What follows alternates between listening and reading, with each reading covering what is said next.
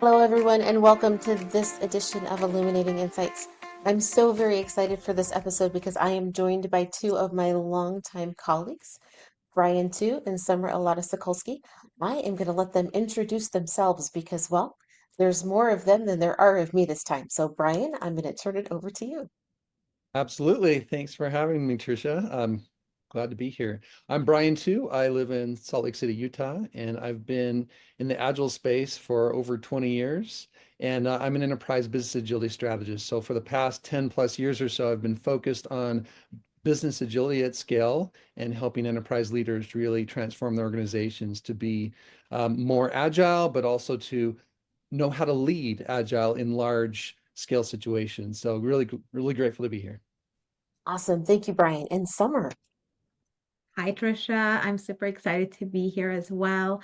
I'm Summer Elatta Sokolsky, and I just actually took on a new role with our organization. So I am now the VP of Strategy, and for the longest time, have worked directly with our customers, helping them implement agility, business agility specifically, into their organization. I would say my passion really is around strategy and connecting strategy back to execution. So that's a little bit about me. We'll dive deeper as we get into it.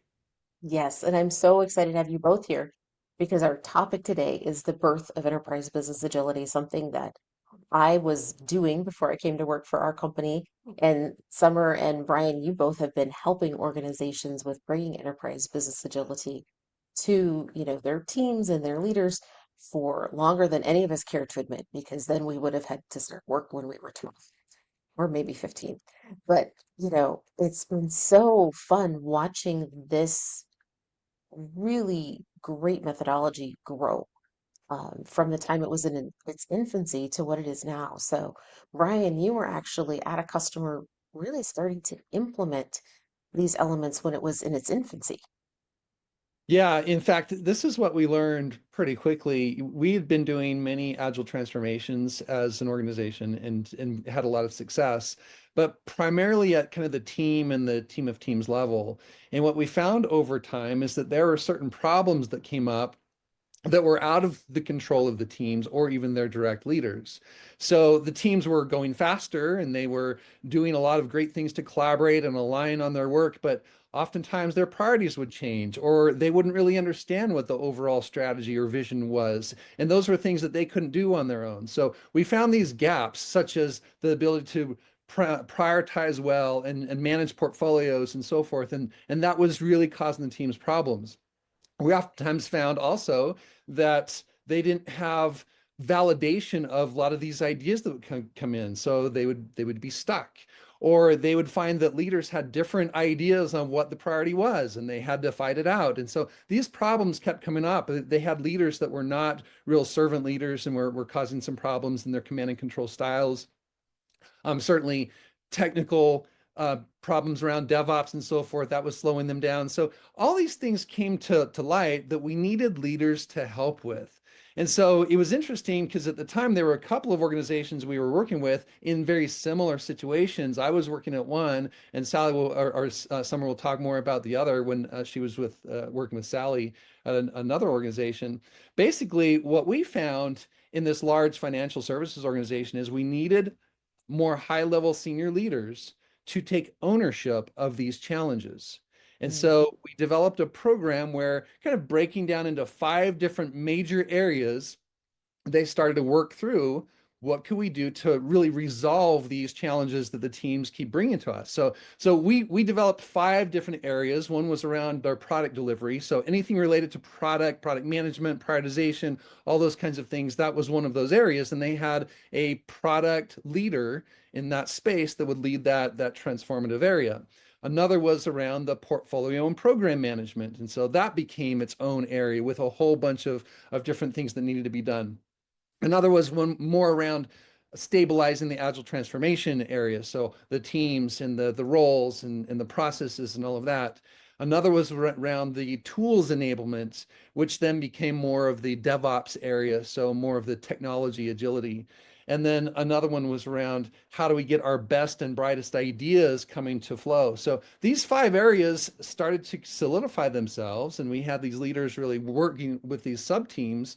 And as I was talking with other members of our organization, that's where we found, oh, there are other groups that are going through the same type of transformation. And so from there became like the first draft of a model that would solidify what these areas would turn out to be. And that's what became the business agility model for our organization. So I'll let Summer fill in some of those perspectives from what she was working on, and then we can talk more about the actual model. Yeah, Because Summer, you were at a telecommunications company, right? yep, yep. So I was at a telecommunication company, pretty big one, and the biggest thing that we were finding there, I would say, is definitely a similar pattern to what Bryan talked about, which is this idea of um, a lot of issues were not based on the team. And so coaching the teams was not enough. And there we were brought in by senior leadership. So it was pretty clear up front that we needed to have a strategy that would include them and how would we incorporate leadership into this agility ways of working. One of the biggest things that they had was a lot around IoT, and so a lot around innovation. And how do we actually include innovation into the work that we're doing and do discovery, but do it a little bit faster? And so we started to really research product management, and we were very influenced by Marty Kagan in our customer seat at the table, our product lean product model. And so myself and actually a few others from that organization, we learned together. We went to Marty Kagan, went to get certified by him, and learned a lot more about that. And that was actually my transition from being more of a agile at the team level coach and delivery coach to a product coach. And we fell in love with that. And then when we came back to the organization, one of the things that we noticed is they were doing things in buckets. And so there was a group over here that was doing some leadership development. There was a group over here that was running something with change management. And we came in and we wanted to do an agile transformation for them. So there were so many groups that were doing different elements. And so as Bryan outlined, we realized, how do we combine all of this into one cohesive strategy?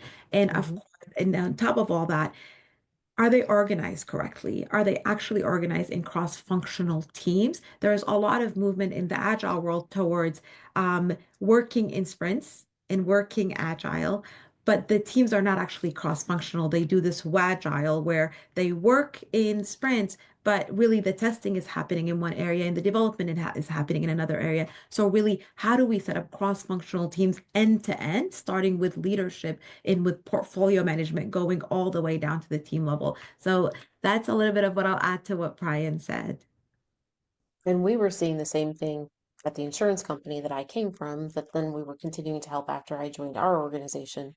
So it didn't seem to matter what type of industry you were in, financial services, telecommunications, insurance, every type of organization was following the same pattern, at least the ones that we ran into. So then we came into this model of the pillars and the enterprise business agility model that anybody that's worked with has seen. We now have this strategy model to work from. But then what happens? How do we start to help organizations execute from a model? Yeah, I think the real aha that we all had and many organizations have had is any type of transformation work needs to be aligned by all those leaders. And so as Summer mentioned, there's one pocket or one program working here and another there. We see that all the time, and every local area has their own transformation needs, and oftentimes they're contradictory. And so, in order for you to have a true transformation, you need a strategy that leaders align on. And we would say that leaders overall need to, first of all, align on their strategy and make sure that that's set for the organization. And I would say that's transformation strategy as well as their business strategy.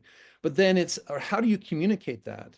And how do you execute? And how do you reinforce that and operationalize the practices around your strategy? So that's the first thing that needs to happen in order for a true transformation to happen at scale. Now, you can see some local pockets doing something like agile or lean transformations, but if you truly want your organization to move to more agility ways of working, then you need to have that at the top. And so that's the first thing, is getting the buy-in that this is something not only that can be done, but they all recognize as a need.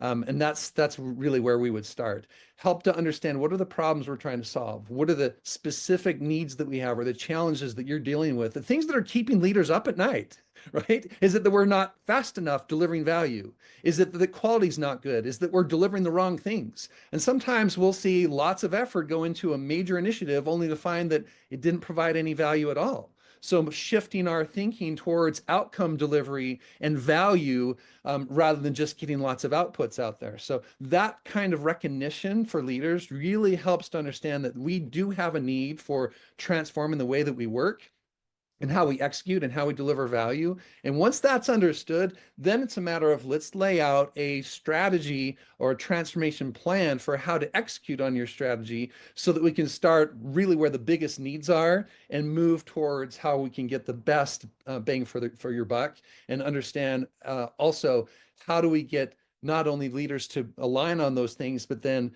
help support their teams, their people, to really do the same. Mhm.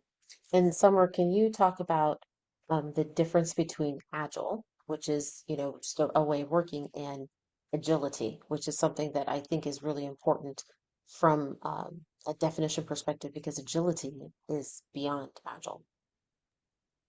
Yeah, definitely. Agile, I think, as many here probably listening to us are familiar with, is how teams are working. It's having these cadences and being organized around them. And it also, I would say, extends into how does leadership get involved with those teams and support them from a people development perspective, and taking a bit of a step back from being task managers. That's quite different than agility, which agility is going to be much more focused on end to end and bringing in the funnel. And so when you look at what we are doing from a work perspective, you have demand. And so when we look at our demand, that is going to be obviously your request from your business, also what you need to do from a technology perspective, all of that. And so what we've noticed and how agility really comes together is starting there with that demand, going into how does that work then get from those individuals, those stakeholders, that leadership into the teams? Is it going through some discovery, or is it directly just moving into the teams? And how are we organizing that? And so one of the biggest things that I think we did a disservice from an agile perspective is we put these individuals in place and we said, now you have product owners, go operate, go do your thing. And we made an assumption that product owners know what to do without truly ensuring that they understand product management. And oftentimes, organizations actually took business analysts and put them into product ownership roles. And so those individuals did not understand truly how to do discovery. And so what they were doing was oftentimes translating what the customer was saying and giving it over to teams to go work on. And so what that has caused is an inability for us to be innovative. And in order for us to innovate, we have to be able to have product owners that are product managers and that can anticipate what the customers want. So back to your Mm. question, what is agility? Agility is our ability to be able to pivot and to be competitive in the market and to respond to change quickly. And so the way we get there is by being able to understand our demand and ensure that we're going through the right practices as far as discovery, and finally to be able to flow outcomes and to have a focus from the very beginning.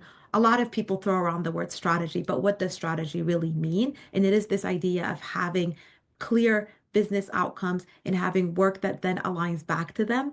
No one ever starts there. As we all know, when we start with this business agility journey, we all usually just take our work and translate it into business outcomes.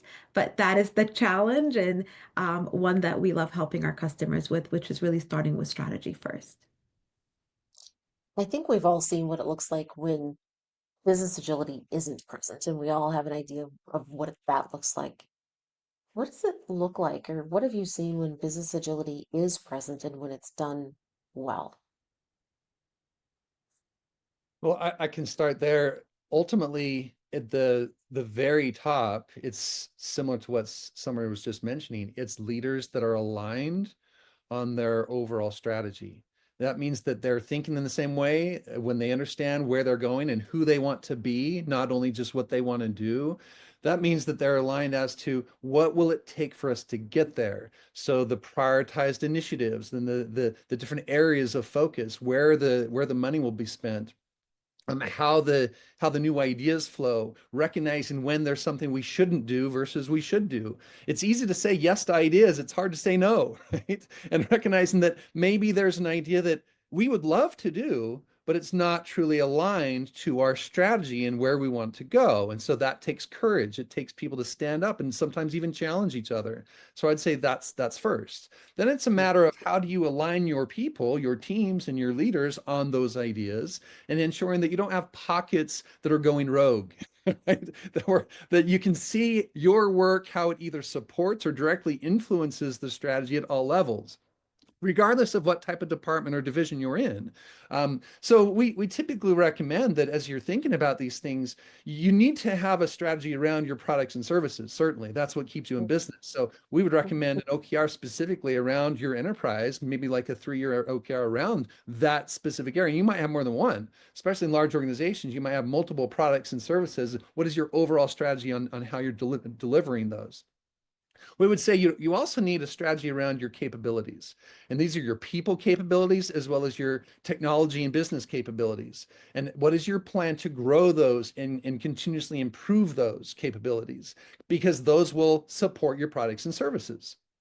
You're also going to want to look at your customer strategy. So how are we not only providing what customers are asking for, but how are we delighting the customers? How are we innovating and getting to that next level, even providing things they may not even know they want yet, but they love when they see, right? How do we stay on top of our market from a customer and brand and marketing perspective? So that's a big part of it. And then finally, you would look at your culture and your people. And that's really what kind of culture are we building. And it's not just around what we sometimes think about culture. It's more about how do you present a culture that's it's safe to fail, where you can experiment, you can try things. It's okay to make mistakes and we learn from them. Some of the best things that you can do as leaders, for instance, is to showcase when we as an organization make a mistake, or even in a portfolio or a department, and show why we made that mistake, what we're learning from that, and then what are we going to do to improve. That alone will help others recognize it's okay to make mistakes here and we need to learn from that as well. So things like that, but also the psychological safety, the building of trust, the back and forth communication around when it's okay to bring new ideas to the table and when it's okay to say no to things. Like all of that goes into your culture. And we would highly recommend that you have a strategy around that so that it becomes very clear to your people that we are going in a direction of agility that will help really bring not only value to our employees, our customers, but all those who we work with. No, that's fantastic. Where have you seen it done well, Summer? Have you got any customers that come to mind?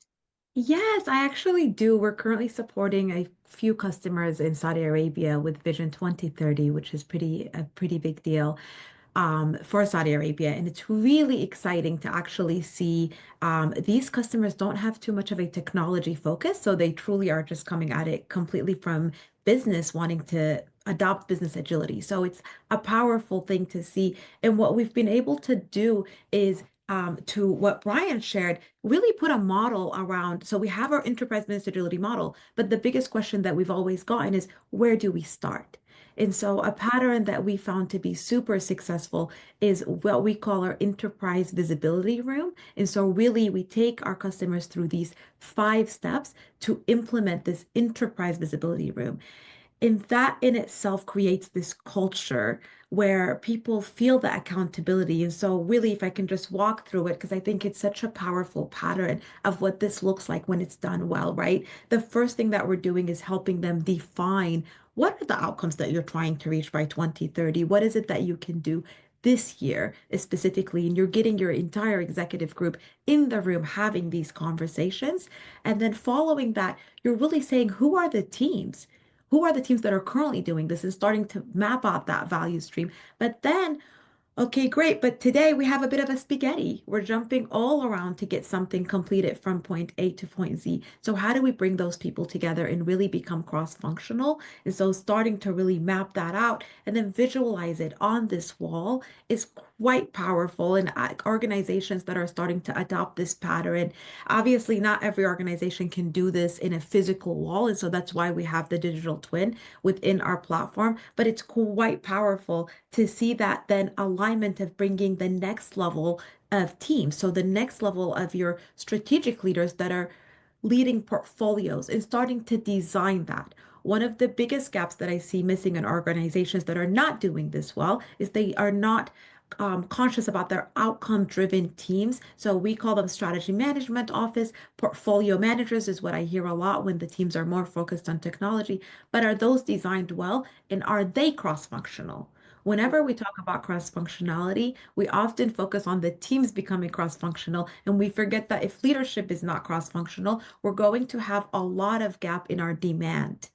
And so that's one of the biggest things that we see. And so organizations that are doing this well understand that, and they bring portfolio leadership that is aligned back to strategic leadership. And so all those portfolio leaders are sitting with their enterprise leadership team and they're having conversations about what priorities come first and why. And so seeing though that alignment, you're we used to be very allergic to the word governance, and now I realize that governance is just this idea of how do my different layers work together well. And so strong governance is actually very, very important.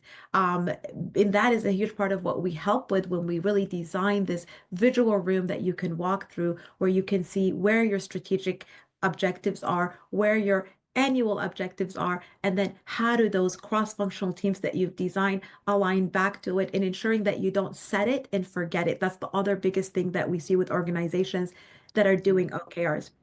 The last thing I'll mention around organizations that are doing this well is that they don't actually do OKRs the traditional way. So they're not just doing an objective and a key result, which is what we see a lot around outcomes. And that, of course, works. But a more advanced model is to really start to include in a hypothesis in your business outcomes. And so you're very clear about what is the experiment that we're running.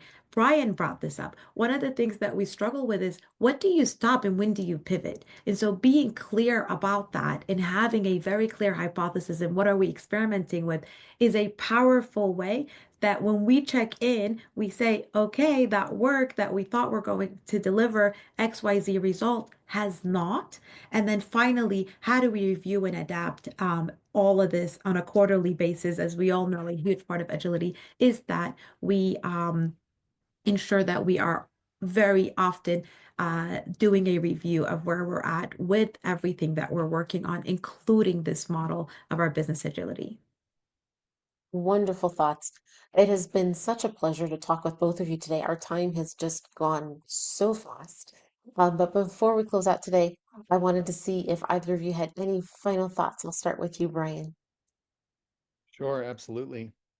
So I would say the big thing around bringing business agility to an organization is understanding where are those gaps that you're trying to improve and look for. That's why there are the 7 pillars of business agility. And anytime we bring this to a customer, we recognize you may not need all 7 pillars, but which areas do you need? In fact, as we've talked about a few of those, but you might really be in an area where we need to validate that the ideas we have are the right ideas. Validate that they're actually what will solve customer problems, and then validate that we're solving those problems the same way. So you might need more of that customer seat at the table type of work. Or maybe we have great relationships and great feedback from our customers, and that's not something we need. Maybe it's more about we have competing priorities and we don't have enough capacity for all the demand we have, right? And so that's where we might need more of that portfolio or outcome management. Or maybe it's really we're not structured right. We have teams that are not cross-functional, or we have leaders that are not in the support mode of helping their teams with agility. Or we might even have value stream problems where there's delays and lots of handoffs and lots of bottlenecks, and we need to solve that value stream first. So that might be in the org structure and so forth. Or it might be more in your technical practices. So recognizing what would be the best area for us to focus on. And most of our clients will say, well, we need it all.